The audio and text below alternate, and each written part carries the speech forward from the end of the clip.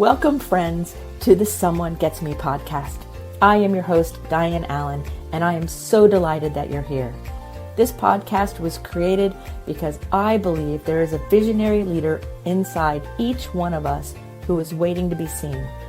In each episode of Someone Gets Me, you will hear useful tips from successful visionaries who will share their stories about how being seen has allowed them to take their vision out into the world with action. Purpose without burnout for the gifted individual. Hi, friends. It's Dianne here at Someone Gets Me. And today we're talking about living your purpose without burning out, which is tricky sometimes for all of us because empaths, the intensely sensitive, gifted people that I work with, we tend to give and give and give and then burn out, take a break and do it again. It's a cycle that often happens. And so I want to talk about how we can live extraordinary lives and live our purpose with little to no burnout, right? Like how can we finally break out of that curve? And one of the things that keeps us in the curve, one of the culprits of the issue in my mind anyway, is the pressure that we feel to be extraordinary. Gifted people are expected to be something extraordinary, often bigger than life, expected to have the great ideas, expected to have this, that, and the other thing. It is great pressure sometimes. I know within my family, since I was very, very young, I was the one that was going to be the doctor. I was the one that was going to do great things. I was the one to keep filling in the blank. And in fact, as my parents, especially my father's alcoholism progressed, what I was supposed to do got more and more and more. And the pressure was unbelievable, especially as the only daughter and oldest child. It became crazy inside. Like, how was I ever going to live up to that? So we had the family expectations, but we also have our own personal inner expectations. Because we live differently in the world, we have a different makeup, a different way of experiencing the world. The things, the events out here, they land on us differently than a lot of other people.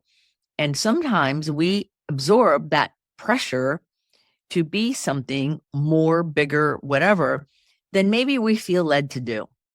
And that can be a real problem, and it can cause burnout because we have the pressure. So one of the things that I learn how to do kind of is, I call it like a verbal Aikido. It's kind of a navigating thing where I let my body be very fluid. And in my mind's eye, when the pressure starts coming at me, whether it's from an outside source, whether it's my own thoughts and it's just kind of showing up, however it's coming, I allow myself to be more flexible and pliable. And I remind myself, like I'm encouraging you to remind yourself, that you are perfect, wholly complete, just the way you are. And there's no expectation except for you to be happy and fulfilled in life. That's it. Happy and fulfilled. Fulfilling what your heart's desire says to do and wants to do, fulfilling your mission, fulfilling what turns you on, what ignites that inner fire in you. That, my friends, is what we are all to be doing. So the outside pressure, it's okay to deflect it. It's okay to listen. I listen to all the things. I hear it all. And I continue to follow what I know my heart wants me to do. It's really amazing. So that pressure to be extraordinary can be diffused, and we diffuse it by reminding ourselves that when we're following our own heart's path, that's all that matters. The agreement of our life's purpose is between us and the greater universe.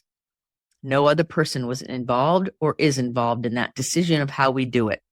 We have colleagues, we have people we work with, we have friends and guides, but ultimately it's us walking our journey, doing what is ours to do, following our own heart.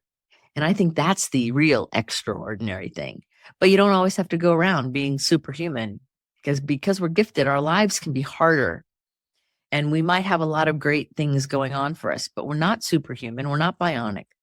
And we do require rest and love and care and compassion, just like everybody else. And sometimes that pressure, if we let it land in us too long and we take it all on, that pressure can lead to burnout. That pressure can lead to not getting along with people or thinking we aren't living up to expectations, it can lead to lots of things. The truth is that you're right where you're supposed to be, doing the best you can. And with all your struggles and all the obstacles and all of the stuff of life, you're still perfect, whole, and complete, because you're not a human doing, you're a human being. You are first a human being, here to experience joy and goodness and bring your inner light into the world. All the rest of it is somebody else's story. Another thing I want to talk about is a really serious thing. Almost every one of my clients that I've worked with deals with it, and I had to deal with it. The issue is this, that we are taught that how productive we are equals how worthy we are. It equals our worth. And that's not true. You are not worth equal to what you've been producing. So you don't have to work yourself to death in order to claim or show people that you're worthy. Because see, we live in a world that teaches us that work. And that's how we prove how worthy we are. That's not the case, though. That's not the truth. The truth is that you're worthy just because you're sucking air. The truth is you're a human being that has needs and wants and is totally perfectly made and is totally worthy right now. Just as you're made, you're totally worthy. Productivity is great, but that's not a statement of your worth or your value. It never was.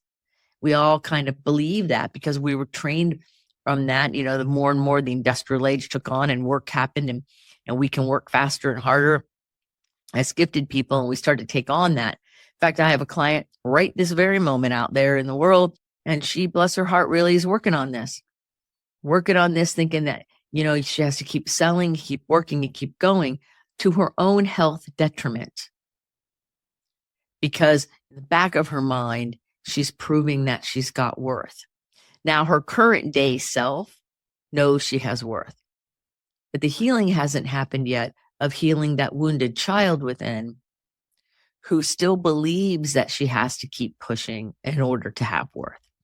So our healing and our rectifying this deep-seated cultural belief system takes multiple layers of work and effort to undo.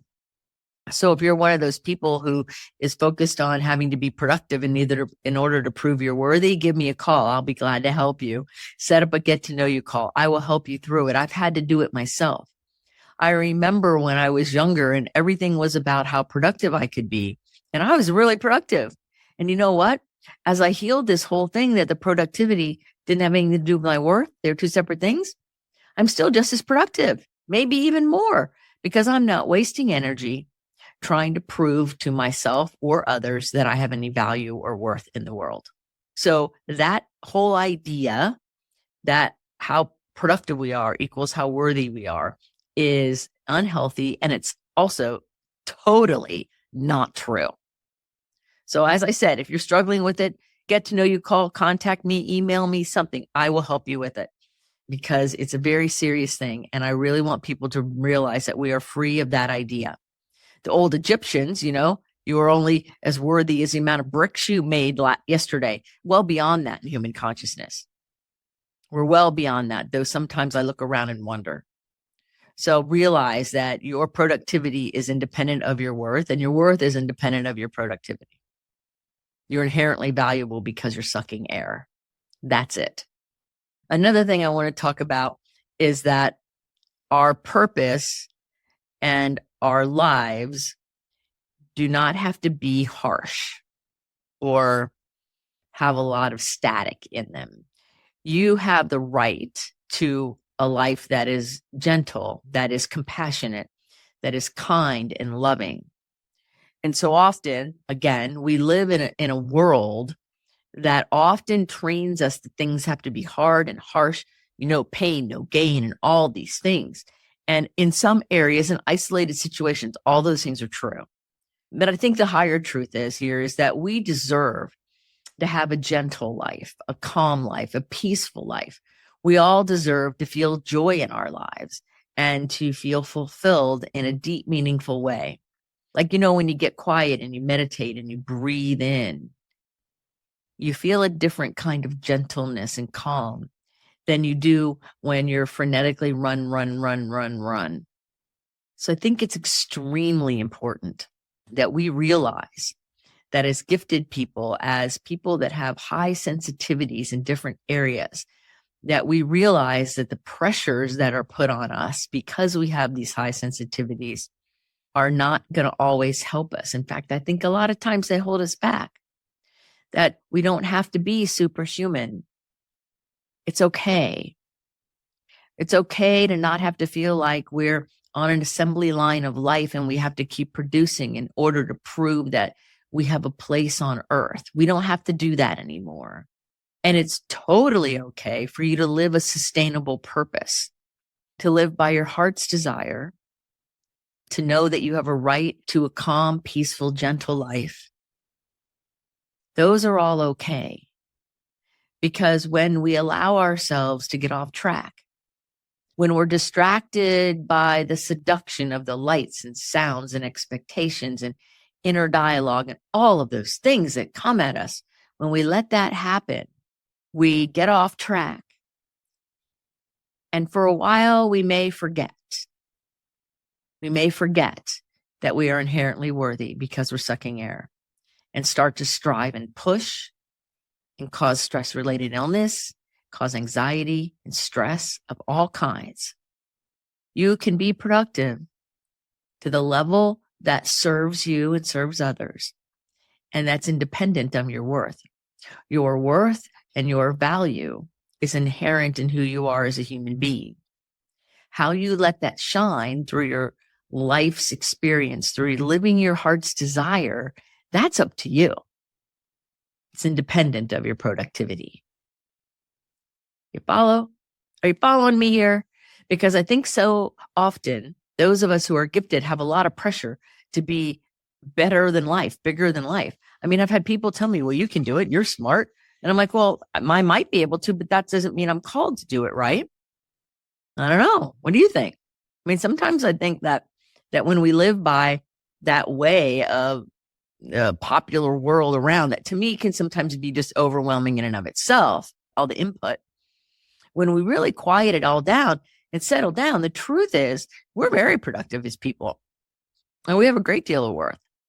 And when we get distracted, it's because we're either over relying on another person, place, or situation or team or something, or we're trying to overdo it all by ourselves and be overly independent instead of interdependent. And we create burnout and we create unhappiness and we create difficulty.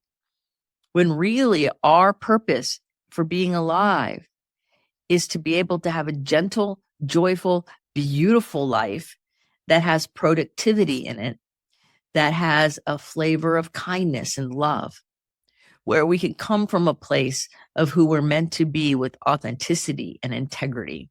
That, my friends, that's what we're here to do. We're here to live our purpose and not get burned out by being seduced away by the chaos and the static and the input and the commercials of life. And as gifted people, we tend to be easily distractible. As neurodivergent people, we tend to be easily distractible. So our job, if we don't want to get burned out, is to focus, is to be a little bit better grounded, to breathe a little bit more sometimes, right? Put a smile on our face and realize that who we are is beautiful and lovable and capable, and we have a right to a good life. We have a right to have gentleness in our lives because we're authentic and we're doing the right thing. So it's important that we realize that as we give something to the world, our giftedness, our love, our compassion, our care, that we get that back tenfold. So if we're rushing, productive, grinding away, we're going to get that grinding away experience back tenfold. And that is going to prove our worth? I don't think so. I think that comes from the old school industrial age stuff. And I think we've grown beyond that. And if we haven't, we need to. because you're valuable and you're worthy just exactly as you are. And that pressure people put on you to be something bigger or greater or more, or that inner pressure you put on you because you picked up the script from someone else, maybe when you were little, you can lay that pressure down too. Your life is not meant to be a pressure cooker where it simmers, boils, simmers, and then blows up and you get split pea soup all over the kitchen. And then the pressure goes out and you start all over, and then it builds and builds and builds, and right? That doesn't have to happen that way. We don't have to live that way. We can live in more of a flow, in more of a way that serves ourselves and others, in a way that is centered on reciprocity, on generosity and kindness. We can, in fact, live in a way that serves ourselves and others. And we don't have to burn out to do it. We don't have to burn out to do it, because your purpose is in your heart. Only you know what it is. People call me all the time to work with me and go, "Oh, Diane, I don't even know what my purpose is." And I go, "Okay, well, let me ask a few questions and let's talk about this for a moment. Like, what do you think purpose is? How does it apply to you? How would you know it was your purpose if it introduced itself to you, right? Like, how would you know?" And then now let's distill it down more and more and more until we get to like the 3 or 4 words that express the point. So we can get to your purpose. The only reason why you would call me and say, "Diane, I don't know what my purpose is because there's so many distractions and so much misinformation out there about how to find it, that we're distracted and we're drawn off guard and we're taken over here and we're doing this." It reminds me when I was in Cuba and we were on a tour in a bus, and the bus tour guide sit up at the front of the bus, and I usually sit near the front because I'll be distracted by all the people and miss what they're saying. And he was showing the beautiful water. Now we came in on a ship, so I saw the water, and I love the water, so I was really into that. And I was watching the water and watching the water. And then at one point, as he was going on and on and on, I noticed there was nobody on the beach. And I said, "How come there's nobody on the beach?" He said, "Because they have to pay to go to the beach. And most people don't have the money to go to the beach." And I, at that moment, had this sinking feeling in me because I was raised in Sarasota where we could go to the beach whenever we wanted. I felt really sad. Then I decided a little bit down the road, and I, instead of looking right over to the water as he was talking more about that, I decided to look the other way. And I saw it. I saw the poverty. I saw the broken down buildings. I saw the trash piled up to the to the rooftops on the corners. I saw the people sitting on the streets just dejected. And so we were being distracted from the reality of what's happening to the people in Cuba by looking at the beautiful water right in front of them. So we all can be distracted by a seductive conversation, by a belief system, by a tour guide showing us the wrong way.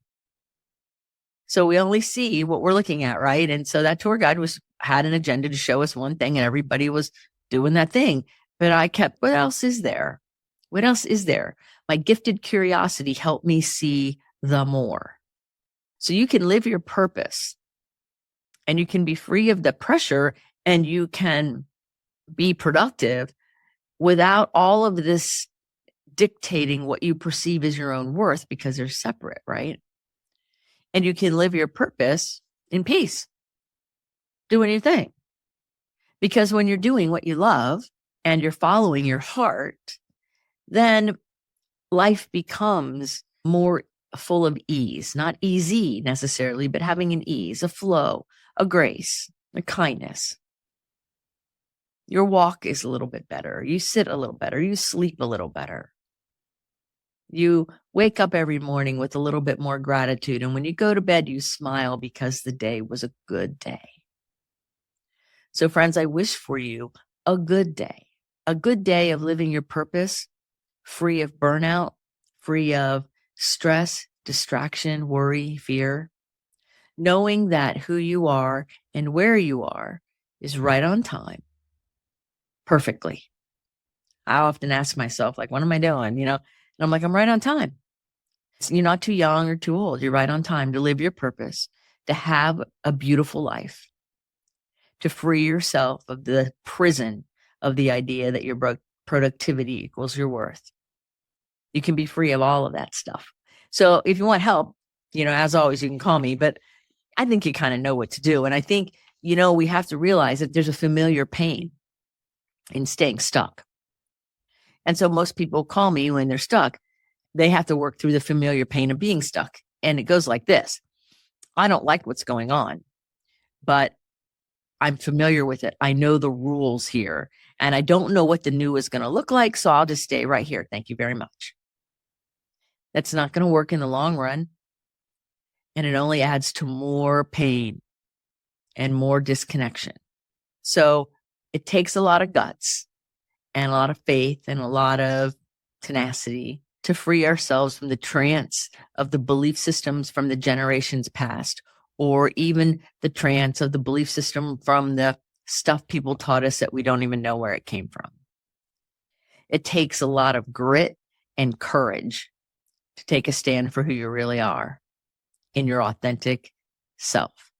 So I encourage you to do that, because you won't be burned out as much. And when you do start to get burned out, you will take action for your own health and well-being.